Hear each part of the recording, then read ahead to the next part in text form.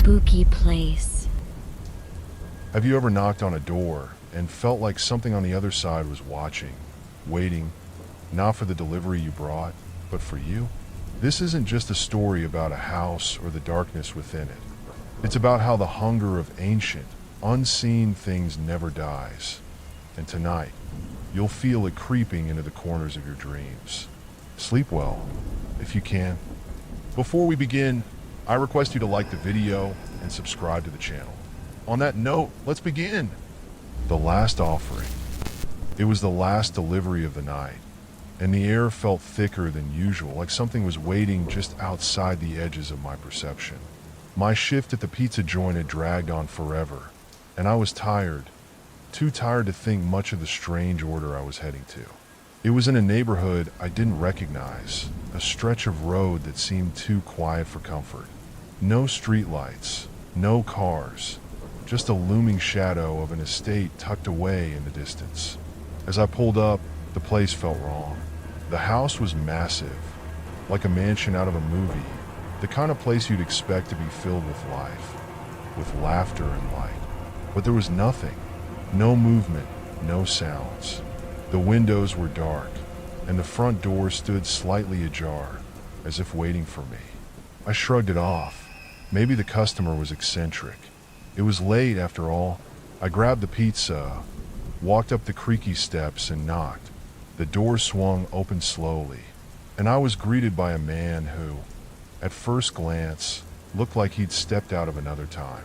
His clothes were old-fashioned, almost too clean, like he hadn't touched anything in ages. His eyes gleamed in a way that made my skin crawl, but he smiled anyway. "Honey, the pizza's here," he called out, as though there was someone else inside. I peered over his shoulder into the house. Nothing. It was completely empty. No furniture, no signs of life. The floors were bare, the walls cold and lifeless. Just an empty shell of a house. It felt like I had stepped into a vacuum. Come in, come in. Just leave the pizza there," he said, his voice smooth like velvet. I'll grab my wallet. Something about the way he said it didn't sit right with me. The house was unsettling, and his invitation felt like a trap, but I was just a delivery guy. I'd been to worse places. Maybe he was just eccentric. I stepped inside.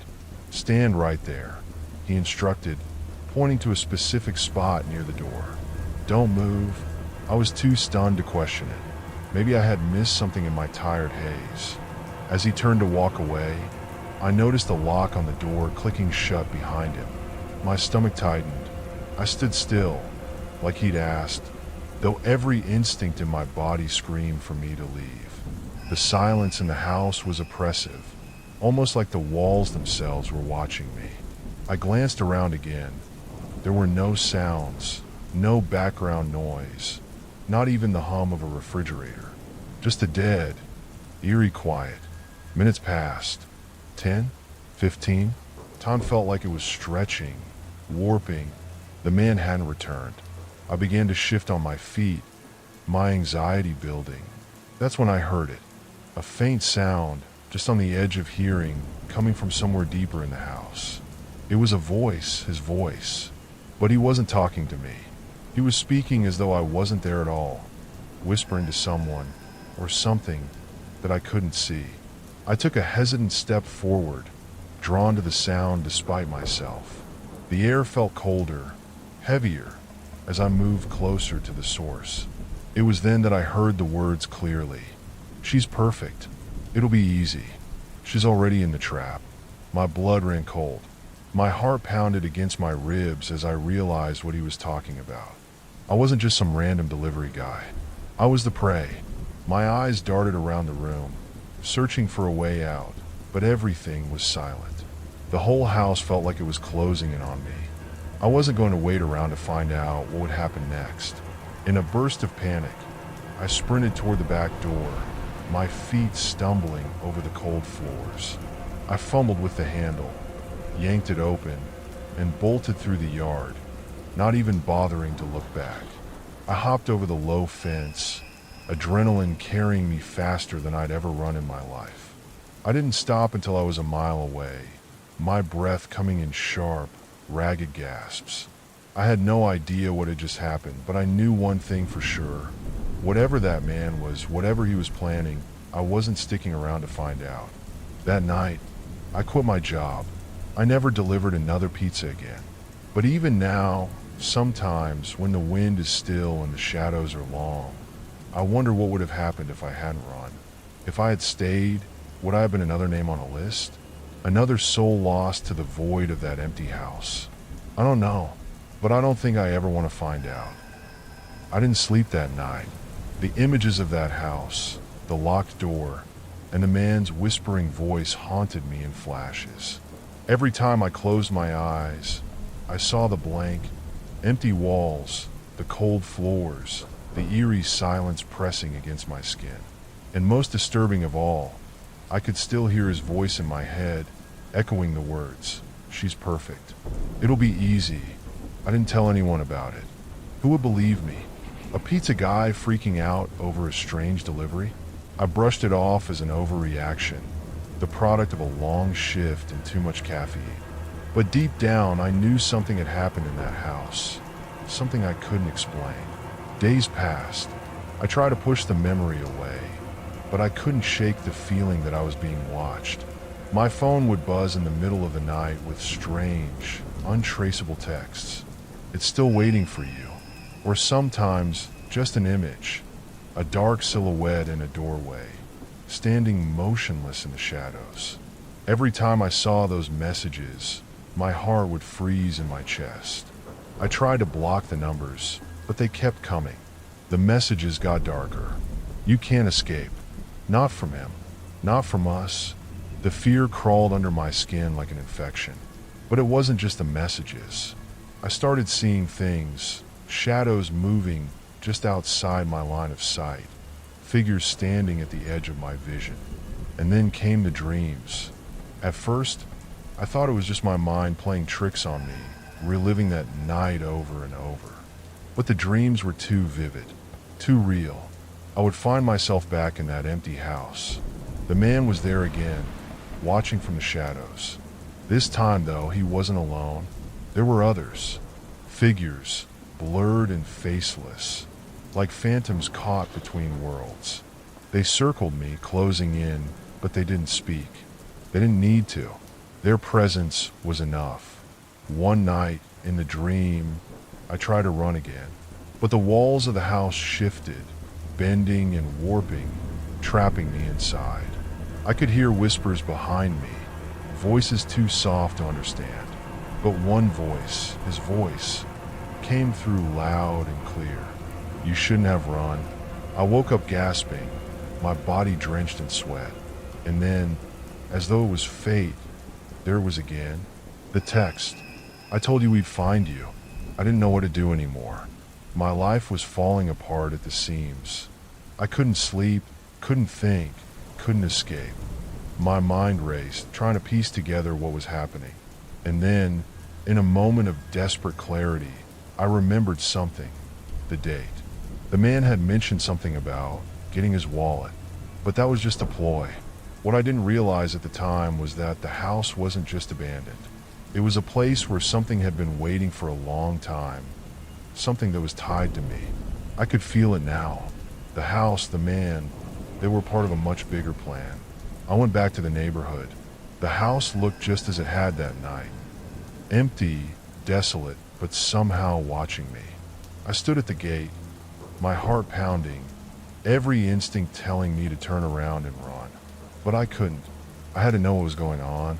I had to understand what was happening to me. As I approached the door, the wind picked up and the temperature dropped. The house seemed to groan, like it was waking up. I stepped inside, the door creaking shut behind me. This time, the emptiness didn't feel like silence. It felt like an invitation. I called out, "Hello." No answer. I felt the familiar dread crawl up my spine. But this time, there was no turning back. I stepped deeper into the house. The floorboards groaned under my weight, the air growing heavier with each step. I found myself in the same spot from that night, the place where he'd told me to stand. And then, Suddenly, the man appeared again, emerging from the shadows. But he wasn't the same. His eyes gleamed with an unnatural intensity, and his smile was twisted, like a mask stretched too tight. "You came back," he whispered, almost lovingly. "Why? What do you want from me?" I asked, voice shaking, the walls closing in again. He chuckled, low and menacing. "You don't understand yet, do you? You were always meant to be part of this." And then I saw it. The wall behind him started to move. It wasn't a wall at all. It was a door, hidden in plain sight, sliding open like the mouth of some ancient beast. Beyond it, in the darkness, I could hear something stirring, something alive. "Come," he beckoned, his voice more urgent now. "It's time for you to join the others."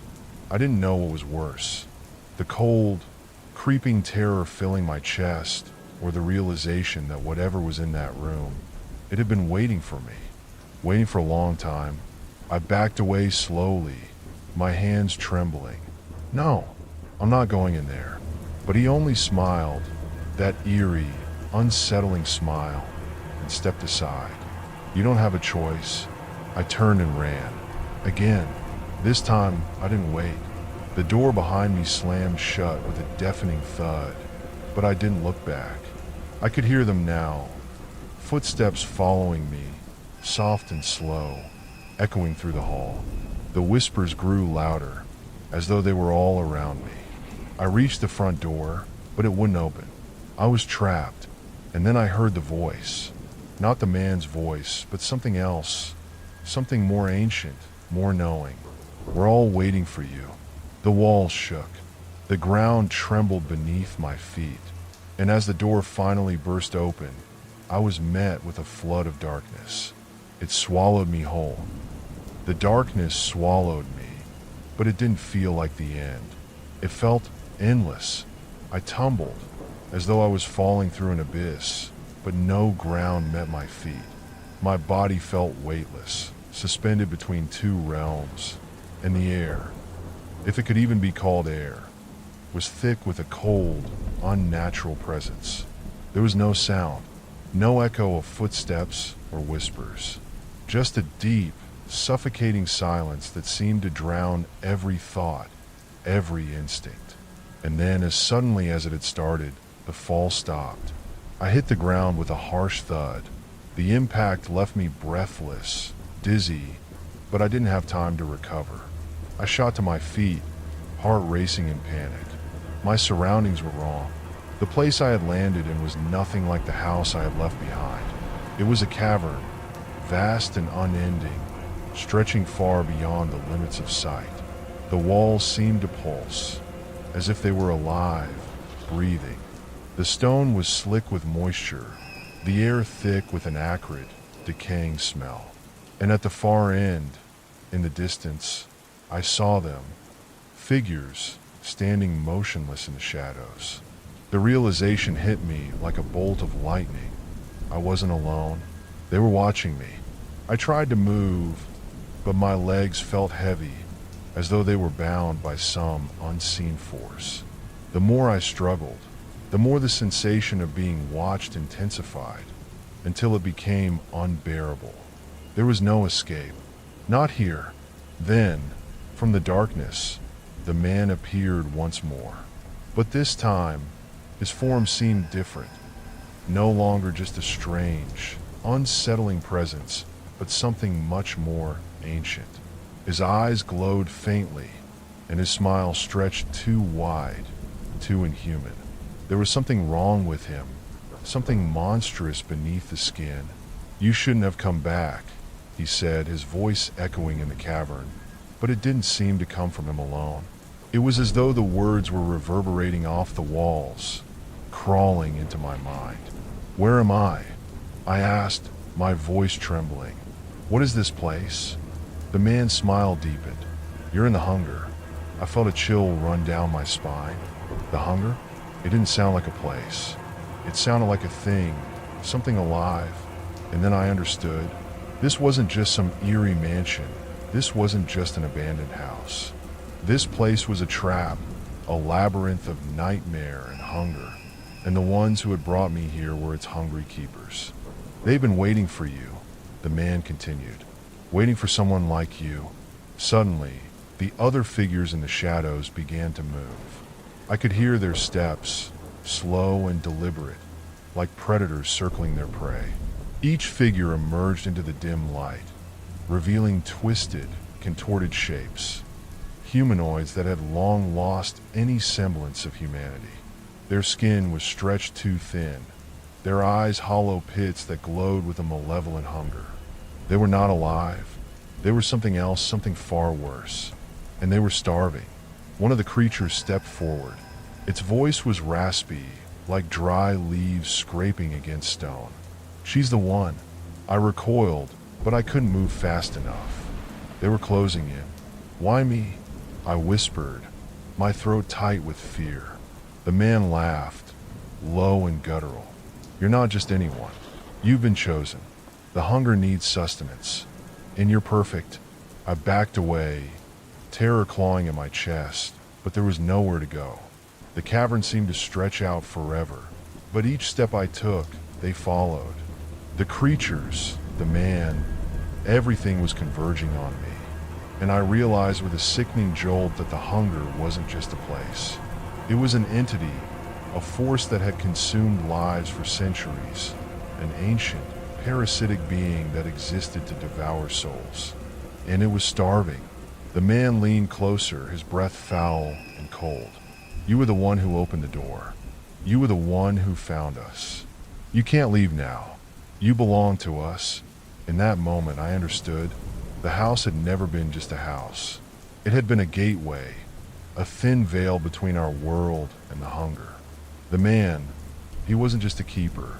He was a servant, a feeder, guiding souls into the trap to satisfy its insatiable appetite. The house was just one of many gates, scattered across the world, waiting for the right victim. And now it was my turn. I was nothing more than a vessel, a meal. But there was something else, something buried deep inside me, a part of me that refused to be consumed. I turned, scanning the cavern, desperate for anything, any escape. My eyes caught something in the corner of the room, a door, hidden behind a rock formation. It wasn't much, but it was my only chance. Without thinking, I charged toward it, ignoring the pain in my legs, ignoring the cries of the creatures behind me. But as my hand gripped the handle, I felt it, the cold, suffocating presence of the hunger, tightening around my chest, forcing me to stop. The door wasn't an escape. It was another trap. The man's voice echoed again, dark and final. "You can't run from it. No one can. The hunger always finds its prey. And you've just become the next offering." Suddenly, the air around me grew thick, heavier, as though the entire cavern was alive, closing in. I gasped for breath, but it was useless. The walls of the cavern shifted, bending, folding in on themselves. The creatures began to converge, their hungry eyes locked on me, their forms contorting as they inched closer. I could feel their hunger, a wave of darkness rolling over me, suffocating me. The door opened, not to freedom, but to a dark maw. I had been chosen, and in this place, there was no escape.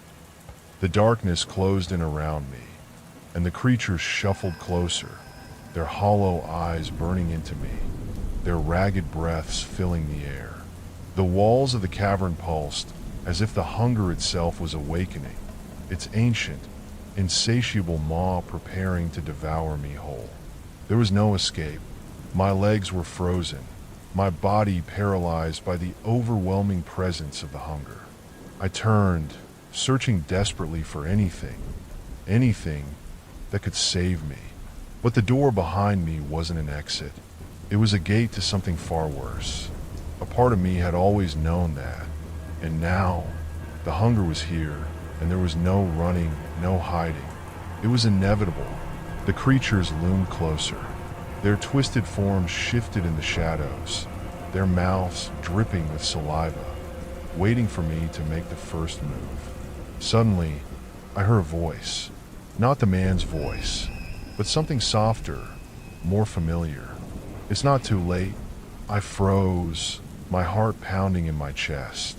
The voice, it sounded like someone I had known, someone I could trust. I looked around. The creatures were still closing in, but they didn't seem to notice. The shadows were shifting again, moving like liquid, like they were warping into something else, something more. And then, standing in the middle of the cavern, emerged the figure. It was me, but not quite. The figure had my face, my body, my voice. But the eyes, those eyes were different. There was a coldness, a darkness in them that I couldn't recognize. I stumbled back, my breath catching in my throat. What are you?" I whispered. The figure smiled, and the smile was wrong. It was twisted, like something was breaking beneath the surface. "I am you. Or rather, I was. You see, the hunger doesn't just consume. It changes." I could feel my blood run cold, the realization dawning on me like a punch to the gut. "No, this can't be real." The figure laughed, and it wasn't my laugh. It was hollow mocking. "You've been a part of the hunger since the beginning. Every time it called, you answered. Every time you delivered that pizza, you stepped closer to me." "What are you talking about?" I screamed, my mind spinning. "I don't. Every delivery, every night, you carried the seeds of this." The figure continued, stepping closer. "The house was just the beginning, but it was always part of you. You were the hunger's last feast. You were what it's been waiting for." The walls of the cavern seemed to pulse more violently now, and the creatures stopped in their tracks, waiting, watching. Everything felt wrong. Everything felt like it was shifting into place, like the puzzle pieces were finally aligning in a way I could never have predicted. That house, that mansion, it wasn't abandoned, was it? The figure's voice dropped to a whisper. It was never empty. It was waiting for you, waiting for the one who would lead it all. I staggered back, my vision blurring. No, this isn't real. I'm not one of them." The figure reached out, placing its hand on my chest. The cold seeped through me like ice, and suddenly, I wasn't in the cavern anymore. I was back at the mansion, standing in the same spot where I had stood when the man had locked the door. The door, the place where it all began. But this time, I wasn't alone. The man was there too, and he wasn't the only one. The entire house was full of people, but they weren't people anymore. They were like the creatures in the cavern, hollowed out, lost to the hunger. Faces twisted, eyes vacant, their mouths dripping with some unholy need. I looked down at myself, and for the first time, I saw it clearly. The mark on my hand, a faint symbol that had been there all along, invisible to me before. The mark of the hunger. I gasped. I've been a part of it, all along. The man stepped forward, smiling. "You always were. You just never knew it. We've been waiting for you to remember. You're the key, the one who will lead the hunger to its final feast."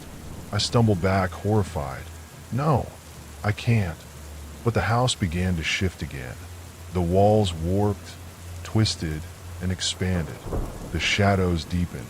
The creatures surrounded me, their eyes glinting with hunger. They knew. They understood. And then the final twist came. The mansion wasn't just a gateway. It wasn't just a trap. It was a prison. The moment I stepped into that house, I hadn't been a victim. I had been a prisoner, a vessel. The mansion had been waiting for me to awaken, to fulfill my purpose. And now, as the last piece clicked into place, I realized what it all meant. The hunger wasn't a force outside of me. The hunger had always been inside.